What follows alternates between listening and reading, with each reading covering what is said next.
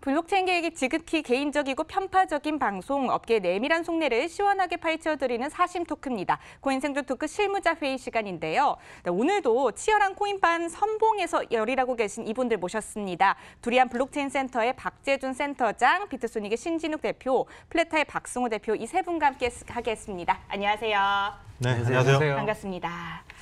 자, 그럼 오늘 실무자회의 주간 회의록 어떤 안건들이 올라와 있나 먼저 확인을 해보도록 하겠습니다. 화면으로 함께 보시죠.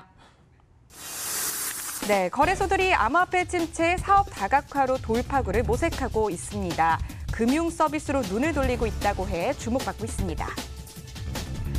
중국 국가외환관리국이 국가 간 무역금융에서 발생하는 비효율성 해결을 위해 블록체인 시스템을 도입합니다.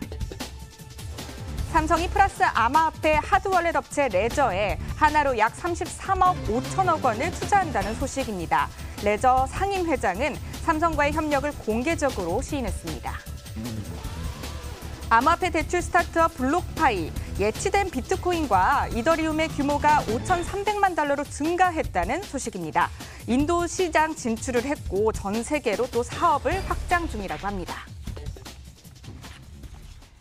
네, 오늘도 역시나 흥미로운 안건들이 올라왔는데요. 세 분은 어떤 이슈에 눈길이 가는지 먼저 여쭤보고 싶습니다. 먼저 박재준 센터장님, 오늘 이 안건들 중에서 어떤 안건이 가장 눈에 띄셨을까요? 네, 뭐 첫 번째죠. 지금 암호화폐 시장이 이제 조금씩 좋아지고 있긴 하지만 여전히 이제 그 혹한기라고 표현을 하는데 네. 혹한기 지나서 어떻게 이제 거래소들이 생존하고 또 앞으로 어떻게 발전될지에 대해서 얘기해 보는 거 되게 좋을 것 같아요. 근데 뭐 하나 더 이제 찝자면 이제 중국에 이게 작년입니다. 2018년 9월 정도에 이 공상은행하고 건설은행 수출은행을 해서 한 10개 정도의 중국 이제 금융기관의 이제 연합으로 선전에 무역 관련된 플랫폼을 이제 시작을 했었어요. 이제 베타 테스트라고 하죠. 근데 이제 지금에 와서 이제 다시 또 화제가 되고 있고 주체나 이건 조금 약간 변경됐다고 해야 되나요? 이제 주체가 약간 변한 것 같은데 이 부분도 사실은 굉장히 큰 파급력이 있을 겁니다. 선전이라는 그 지구 자체가 갖는 상징적인 부분도 있기 때문에 이 부분도 얘기해 보면 좋지 않을까 싶어요. 네.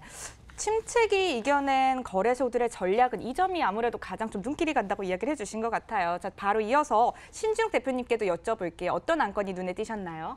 네, 저는 1번하고 이제 4번이 이제 가장 인상 깊은데요. 지금 아무래도 그 암호화폐 대출 관련해서 좀 사람들이 관심을 많이 갖고 있는 것 같아요. 아무래도 그 이런 대출이 이제 가능해지려면 네. 결국에 이제 암호화폐가 어느 정도 좀 자산으로 인정도 받고 어느 정도 좀 유동성이나 그 등락폭이 어느 정도 좀 안정화돼 있을 때 이제 가능한 일이거든요. 네. 근데 이런 부분에 대해서 사람들의 관심을 많이 갖고 실제 이런 실적들이 나오는 부분이 좀 흥미로워서 뭐 한번 이야기를 나눠보면 좋을 것 같고, 그리고 저희가 이제 또 거래소다 보니까 아무래도 이제 이 주제를 통해서 그 1번 이제 암호화폐 침체기에 대처하는 거래소들에 대해서 한번 이야기를 해보면 좋지 않을까 싶습니다. 네. 네 번째 이슈와 또 아무래도 거래소다 보니까 침체기를 이겨낸 거래소들의 전략은 이 점에 대해서 또 이야기해보면 좋을 것 같다 이야기해 주셨습니다. 자, 그럼 박승호 대표님께도 여쭤볼게요. 어떤 안건이 눈에 띄셨나요? 저는 이제 오늘 신진욱 대표님의 의견이 똑같네요. 네. 저도 1번하고 4번에 관심이 많이 가고요. 우선 거래소는 암호화폐나 이제 블록체인 시장에서 가장 좀 중심축이 되는 시장이라고 생각을 합니다. 그래서 거래소가 잘 성장하고 탄탄하게 남아 있어야만 암호화폐 시장이 계속 발전할 수 있다고 생각하기 때문에 거래소가 생존력을 높인다는 건 굉장히 저는 좋다고 생각되고요. 또 더불어서 네 번째 이제 안건 같은 경우는 실제 소비자들이나 암호화폐에 참여하고 있는 대중들이 느낄 수 있는 서비스거든요. 그래서 네. 그런 부분이 증가하고 이 부분이 암호화폐 가격은 낮아졌지만은 이런 부분이 계속 증가한다는 거는 사용자들에게 좀 더 다가가는 의미와 다가갈 수 있다는 확신이 좀 더 든다는 생각이 듭니다. 네, 알겠습니다. 자, 오늘도 세 분이 공통적으로 한 안건을 또 픽해 주셨습니다. 오늘의 주제 또 공개를 하도록 할게요. 암호화폐 침체 속 진해하는 거래소들 생존 특급 전략은 이런 주제로 오늘 코인 생존 토크 실무자 회의를 진행을 해보도록 하겠습니다.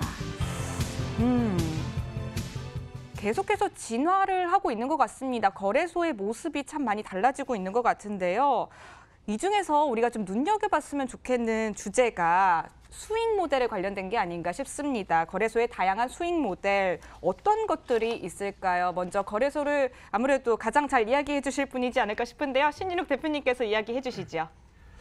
네, 그 거래소들이 기본적으로 그 거래소라는 시스템이 나온 지 이제 오래됐고 암호화폐를 거래한 지 이제 오래됐기 때문에 단순히 그것을 이제 넘어서서 네. 그리고 또 암호화폐가 좀 안정화가 이제 되고 있기 때문에 어떻게 하면 이제 돈을 더 많이 벌 수 있을까 이런 궁리들을 또 많이 해요. 그리고 결국에 이제 그 돈을 버는 게 이제 탐욕이 아니라 결국에 또 돈을 많이 벌어야 또 생존할 수 있고 더 좋은 서비스를 이제 제공할 수 있기 때문에 당연히 이제 생각을 할 텐데 아무래도 그 암호화폐 거래소와 가장 밀접한 건 결제 서비스들을 이제 사람들이 이제 많이 네. 눈여겨보는 것 같습니다. 별도의 이제 그 아까 주제를 선정할 때 블록파이처럼 암호화폐 거래소가 대출을 할 수도 있습니다. 왜냐하면 암호화폐가 가장 많기 때문에 아무래도 예치가 많이 돼 있어서 대출의 부분도 있지만 기본적으로 결제 부분도 결제를 만약에 이더리움을 결제를 했다 그러면은 결국에 다시 거래소를 거쳐서 그게 네. 이제 원화나 피아트 화폐로 바뀌어서 그 상점에 넘어가야 되기 때문에 거래소가 이제 필연적으로 이제 들어가야 돼요. 그러다 보니까 별도의 뭐 회사가 있을 수도 있지만 암호화폐 거래소가 결제 서비스라는 건 너무나도 이제 자연스럽죠. 그래서 결제가 이루어짐과 동시에 또 거래량도 또 일어나고 그리고 안에 또 보관되고 있는 피아트 화폐나 암호화폐가 많기 때문에 그런 부분 또 너무 자연스럽고요. 그리고 잠깐 그 말씀드린 블록파이처럼 대출이나 이런 부분들도 우리나라에서는 좀 하기가 이제 어려운 부분이 있지만 실제 암호화폐가 제일 많고 또 그거에 대해서 동향을 가장 먼저 파악할 수 있기 때문에 대출 부분도 좀 관심이 많이 있는 것 같아요. 네. 이런 부분들은 약간 좀 설계가 많이 중요하긴 할 텐데 이 부분들이 결국에 또 커스터디 서비스랑 또 연결이 됩니다. 오. 그래서 암호화폐를 또 많이 맡아주고 단순히 암호화폐를 맡아주는 게 아니라 이자를 또 줄 수 있다거나 이런 부분들까지도 이제 연구를 좀 많이 하고 있는 단계인 것 같습니다. 네, 예. 거래소의 다양한 수익 모델, 그중에서 결제 서비스를 집중적으로 이야기를 해주신 것 같습니다. 자, 그런데 거래소의 다양한 수익 모델 중에 네트워크 검증인 서비스, 이 점을 두고 또 이야기가 또 많이 오가더라고요. 이 부분에 대해서는 박재준 센터장님께서 이야기해 주시면 좋을 것 같네요. 예, 이제 그 검증인 서비스라고 이제 우리말로 푸니까 또 이렇게 표현이 된 것 같은데 지난주에도 방송에서 설명을 드렸던 내용입니다. 이게 마스터노드나 스테이킹이나 지금 이 기사와 함께 지금 언급되고 있는 게 이 코인베이스의 테두스 베이킹, 뭐 거기는 이제 용어를 이제 스테이킹이 아니라 베이킹이라는 단어 쓰는 건데 네. 이제 그런 식의 이제 서비스들이 고객들한테 수익을 제공해 줄 수 있기 때문에 하나의 또 수익 모델이 될 수 있다 이렇게 나오는 건데 사실은 꼭 검증인 이제 지금 이렇게 부르는 것처럼 검증인 서비스가 아니어도 그러니까 뭐 다른 어떤 체인들 뭐 특정 체인을 언급하기는 좀 그렇고 제 체인 같은 경우에는 POW 방식이기 때문에 지분 합의 방식도 아니에요. 근데 이제 이 스테이킹이라는 건 그 코인 자체가 시장에서 유동성을 조절하는 어떤 하나의 장치도 된단 말이죠. 그래서 그 스테이킹에 대한 수익률을 조절함으로써 시장에 유통되는 코인의 양, 또 가격 이런 것들을 또 조절하는 효과도 있기 때문에 이 부분은 아마 거래소가 진화하는 과정에서 다양한 시행착오를 겪는 과정에서 굉장히 중요한 아이템이라고 생각해요. 왜냐하면 분명히 지분 합의도 여러 가지 방식이 있죠. 뭐 네. POS나 디포스나 여러 가지 알고리즘이 계속 나오고 있는데 이제 이런 경우에 일반 사용자들이 참여를 하고 싶은데 좀 복잡한 경우가 많거든요. 그러니까 이랬을 때에 뭐 가장 믿고 내가 계속 거래를 하고 있고 내 자산을 안전하게 보관해주고 있는 거래소에서 이런 일들을 풀어준다면 쉽게 그렇다 그러면 분명히 이제 이 투자자 입장에서 좋은 거거든요. 네. 그래서 그런 걸 생각한다면 이 검증인 서비스, 그러니까 스테이킹이든 베이킹이든 마스터노드든 이런 서비스 또한 아주 중요한 한 축이라고 생각이 됩니다. 네트워크 검증인 서비스 그리고 지난 시간에 저희가 언급을 했던 스테이킹과 또 연계를 지어서 설명을 해주셨습니다. 자, 그런데 우리가 거래소 이야기하면 또 ICO 이야기 빼먹을 수가 없죠. ICO와 또 IEO 관련해서 박승우 대표님께서 또 이야기해 주시면 좋을 것 같네요. 네, 이게 이제 기존의 프로젝트가 진행할 때는 이전에 ICO를 많이 했어요. 왜냐하면 네. 전 세계적으로 진행을 하고 그다음에 이제 ICO를 통해서 자금을 블록체인 자금을 이제 모집을 할 때 어떻게 보면은 이 스마트 컨트랙트라는 걸 통해서 보증이 됐었거든요. 네. 돈이 들어오면 또 그 토큰을 받아갈 수 있구나. 뭐 여기까지는 이제 사람들이 신뢰를 하는데 네. 그 다음 스텝이 있는 거죠. 그 다음은 프로젝트가 거래소에 상장을 해야 되고 상장한 이후에는 또 그 거래가 활발하게 돼야 되는데 그 부분에 대해서 담보가 안 되고 워낙 안 되는 이제 토큰들이 많다 보니까 그렇다면은 이제 거래소에서 IEO 하는 걸 선호하기 시작하는 거죠. 왜냐하면 그 다음 스텝에 대한 보장이 된다. 그 다음 신뢰성, 그 다음 사람들이 실망했던 거에 대해서는 어느 정도 그 실망감을 안 가질 수 있다. 라는 생각이 좀 들기 때문에 IEO로 좀 더 확대된 부분이 저는 있다고 보고요. 그다음에 마찬가지로 이제 암호화폐 가격도 많이 내려가면서 네. IEO를 해야만 사람들이 심리적이나 안정감이 좀 더 많이 저는 가져간다고 생각이 들고요. 그리고 이제 검증인 얘기를 잠깐만 조금만 더 하면 검증인 부분이 이제 설명해 주신 게 맞는데 이게 어떻게 보면은 사용자들이나 대중들이 그 블록체인이나 암호화폐를 대하는 방향이나 철학도 많이 바뀌어가고 있다고 생각이 들거든요. 뭐 예를 들면 2017년에 만약에 지금 거래소 검증인 같은 서비스 진행했다면 굉장히 대중들이 들끓었을 거예요. 네. 이거는 분산화가 아니다. 왜 그렇게 진행을 해야 되는가? 근데 지금은 검증인에 대해서 자연스럽게 받아들이고 있고 그거를 또 하려고 관심 있게 보는 사람들이 많거든요. 이제 그러면서 사람들이 지금 바라보는 암호화폐나 블록체인도 많이 바뀌어가지고 있지 않나라고 생각을 합니다. 네, 다양화된 또 대중들의 시각까지 또 같이 이야기를 해주신 것 같습니다. 자, 그런데 암호화폐 거래소가요 사업 다각화에 나섰는데요. 옥석 가리기에 나선 건 아닌가. 이제는 이제 거래소들이 옥석만 남기게 되는 건 아닌가. 또 이런 시각이 또 같이 존재를 하더라고요. 이 점에 대해서는 어떻게 봐야 할까요? 박대준 센터장님께서 먼저 이야기해 주시죠. 예, 그러니까 지금 이제 옥석가리기라고 얘기를 하셨는데 네.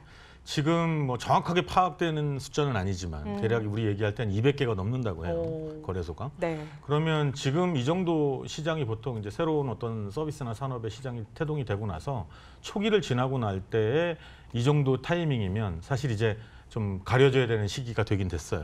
이제 그때 이제 어떤 하나 중앙에서 의도적으로 시장을 정리할 수는 없고 시장에서 자연스럽게 그게 정리가 돼야 되는데 그 정리하는 첫 번째가 저는 이제 결제 서비스가 아닐까 싶어요. 네. 그러니까 지금 뭐 다른 어떤 뭐 다양한 사업 모델들이 지금 시도되고 있지만 결제 부분은 선점 효과가 분명히 크다고 생각이 됩니다. 거래소 입장에서. 네.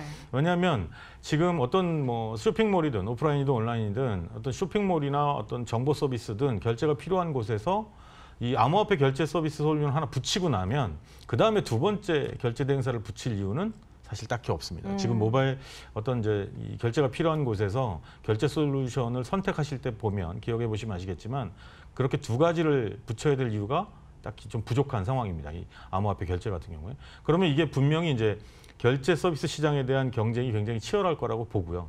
또 이 경쟁이 특정 이제 몇 개 소수의 업체들에 의해서 이제 상위 한 5, 60%를 차지하는 경우가 발생 네. 이제 그런 시기가 올 것 같고 그렇게 되면 그 업체들끼리 다시 규모의 경제를 실현하기 위해서 어떤 또 변화들이 있겠죠. 네. 저는 지금 생각할 때는 지금 이제 옥석 가리기의 가장 첫 번째 경쟁 포인트는 결제 서비스를 누가 어떻게 더 편하게 사용자 경험을 제공을 하고 또 이제 고객을 확보하고 또 가맹 점수를 누가 더 빨리 많은 수를 확보하느냐 이 부분이 첫 번째가 아닐까 싶어요. 그렇군요. 옥석 가리기의 첫 번째 경쟁 포인트는 아무래도 결제 서비스일 것 같다 이렇게 또 언급을 해주셨습니다. 자, 이 부분에 대해서 동의하시는지 궁금합니다. 신진욱 대표님께서는 박재준 센터장님 의견에 동의하시나요?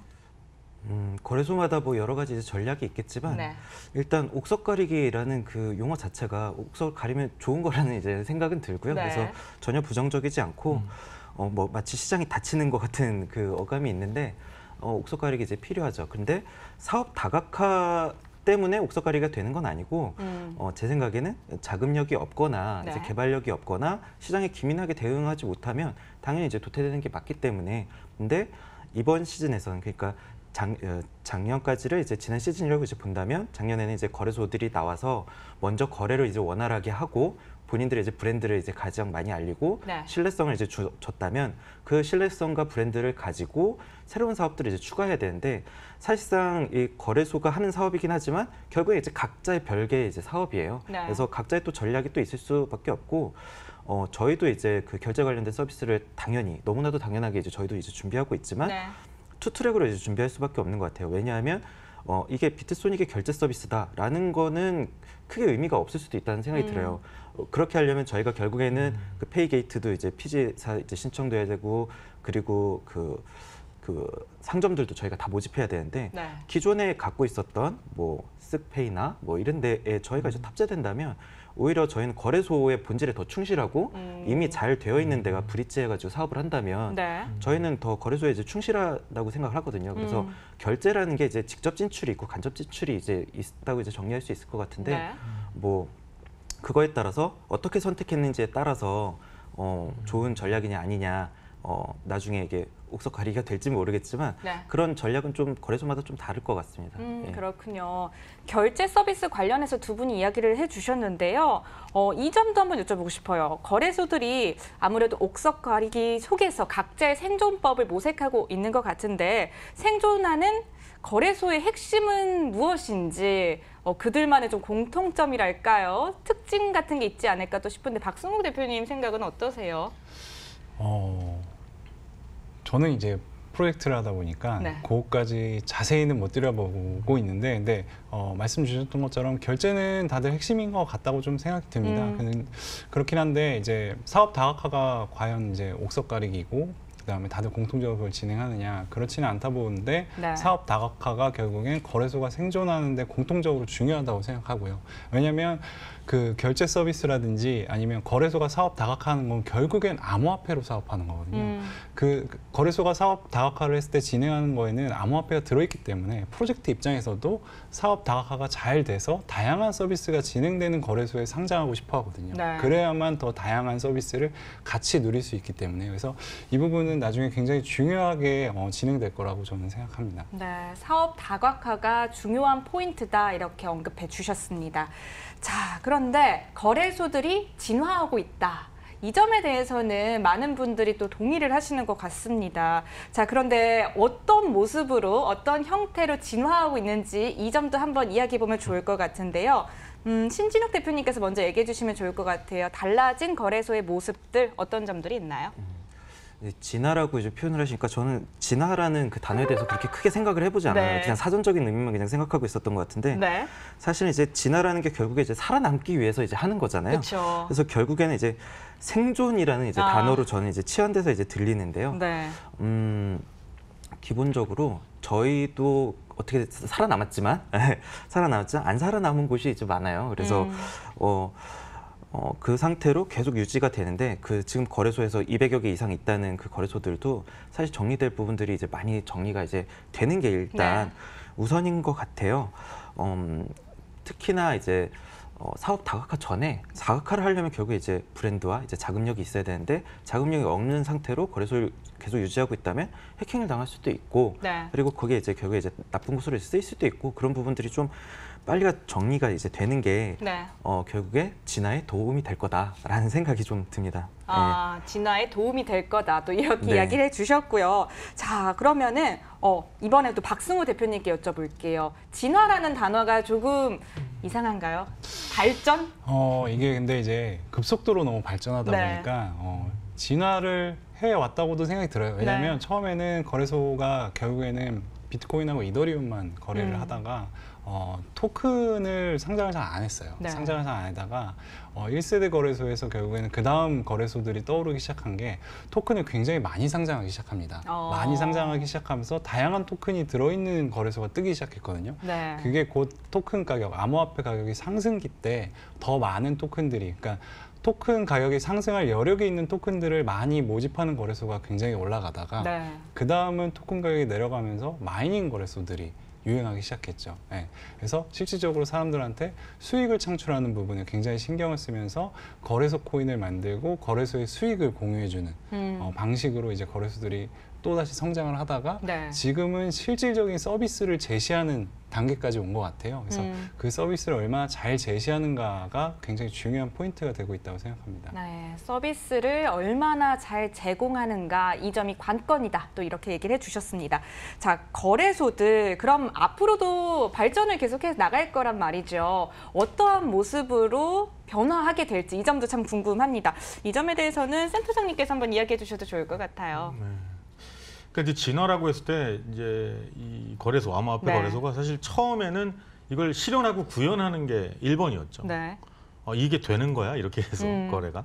그 다음에는 보안이었던 것 같고 그 다음엔 이제 거래소들이 늘어나면서 여러 가지 마케팅 프로모션에 대해서 경쟁이 있었고 네. 그리고 이제 오늘 얘기하고 있는 사업 다각화까지 이렇게 지금 변해왔다고 생각이 듭니다. 이 부분은.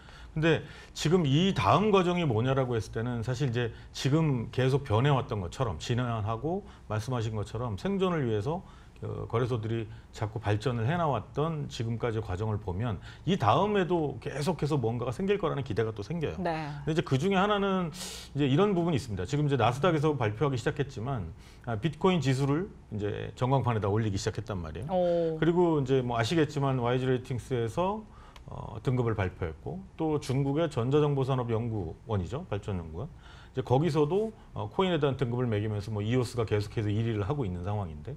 근데 이렇게 등급을 매긴다는 것 자체가 정부기관일 수도 있고 일반 민간 기업일 수도 있습니다. 하지만 이제 거래소에서 또 하나의 사업, 또 이게 그게 사업이 이제 수익 모델로 연결돼야 사업이니까 그 연결될 수 있는 사업 모델 중에 하나라고 생각이 들거든요. 왜냐하면 네. 지금 현재 이제 토큰에 참여하는 분, 또 이제 코인의 단순 거래 차익을 보시려고 하는 분, 장기적인 투자를 하시는 분 모두 포함해서 이 코인에 대한 정보를 얻어야 되는데 지금 얻을 수 있는 채널은 그렇게 많지 않아요. 제한적이란 말이죠. 네. 커뮤니티에서 운영하고 있는 이제 방이라든지 대화방이라든지 아니면 그 체인에서 만든 홈페이지에서 제공하는 정보 이외에는 이제 유튜브나 이런 데를 통해서 개인들이 다양한 의견을 제시하고 있지만 네. 이제 공식적이고 조금 더 믿을 만한 상황은 아니란 말이에요. 네. 근데 이런 부분을 거래소가 해주면서 내가 뭐 그 거래소에서 발행한 코인이 있다면 그 코인을 일정 수량 이상 스테이킹해서 내가 VIP 멤버십이 되면 네. 그런 정보들을 뭐 500개나 1000개 되는 코인들에 대한 정보를 네. 등급이죠. 이런 걸 잘 분석해서 제공받을 수 있다 그러면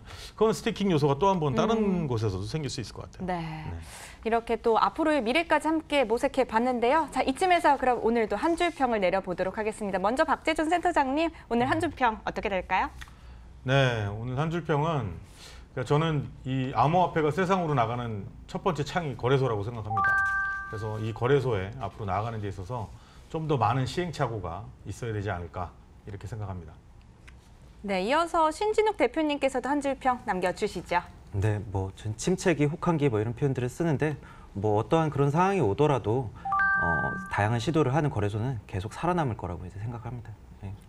네, 어떻게도 살아남을 것이다 이렇게 얘기해 주셨고요. 마지막으로 박승호 대표님께서 또 한 줄 평 남겨주시죠. 네, 거래소가 사업을 다각화하고 다양한 시도를 하는 건 굉장히 긍정적이라고 생각합니다. 그래서 다양한 시도와 그다음에 신규 고객들, 기존의 고객들이 서비스 받는 것뿐만 아니고 새로운 고객들을 유치할 수 있는 아이디어까지 나오면 암호화폐나 블록체인 시장에 굉장히 좋은 시그널을 불러올 거라고 생각합니다.